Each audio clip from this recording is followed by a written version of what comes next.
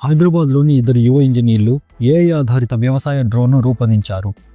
ఇది పంటల ఆరోగ్యాన్ని స్కాన్ చేసి నీటి వినియోగాన్ని 40% తగ్గిస్తుంది. ప్రభుత్వం వారికి స్టార్టప్ గ్రాంట్ మంజూరు చేసింది.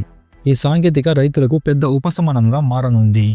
విజయవాడలో ఒక ఫిన్టెక్ కంపెనీ ఉద్యోగి నుండి 2.3 కోట్లు దొంగిలించిన కేసులో సైబర్ క్రైమ్ పోలీసులు 3 నిందితులను అదుపులోకి తీసుకున్నారు. వారు ఫిషింగ్ లింక్ ద్వారా బ్యాంక్ డీటెయిల్స్ చోరీ చేశారు. తెలంగాణలో డెంగ్యూ కేసులు 30% తగ్గాయి. ప్రభుత్వం జరిపిన మాస్ ఫాగింగ్ అవగాహన కార్యక్రమాలు ఫలితాలిచ్చాయి. వర్షాకాలం ముగిసినప్పటికీ ప్రజలు నిరంతర జాగ్రత్త అవసరంగానే ఉంది. ఆరోగ్య శాఖ ఇంకా అలర్ట్గానే ఉంది. గుంటూరు జిల్లాలో ఒక ప్రైవేట్ హాస్పిటల్లో నర్సు మరణించిన ఘటన కలకలం రేపింది. ఆమె శరీరంలో విష పదార్థాలు కనుగొన్నారు. పోలీసులు ఆమె సహోద్యోగిపై అనుమానంతో విచారణ ప్రారంభించారు. కేసు రహస్యంగా దర్యాప్తు జరుగుతోంది. ఆంధ్రప్రదేశ్ ముఖ్యమంత్రి జగన్మోహన్ రెడ్డి అమరావతిలో కొత్త ప్రభుత్వ కార్యాలయ సముదాయానికి శంకుస్థాపన చేశారు.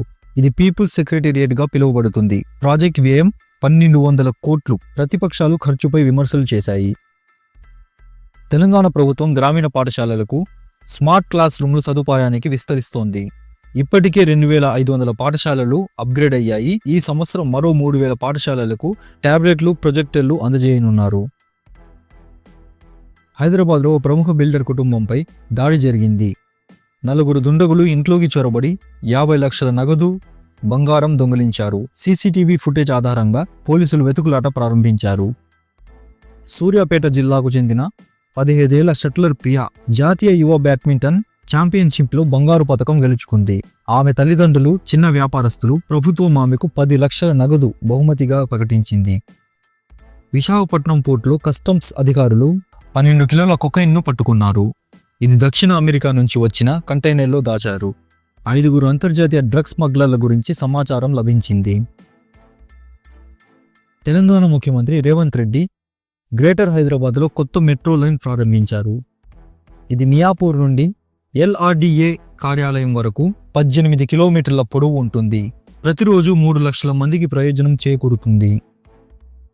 కృష్ణానది తీరంలో 10,000 మొక్కలు నాటడం ద్వారా గ్రీన్ కృష్ణ కార్యక్రమం ప్రారంభమైంది. ఈ ప్రాజెక్ట్ నది కాలుష్యాన్ని తగ్గించడానికి, జల పరిరక్షణకు సహాయపడుతుంది. విద్యార్థులు, NGOలు సహకరిస్తున్నారు.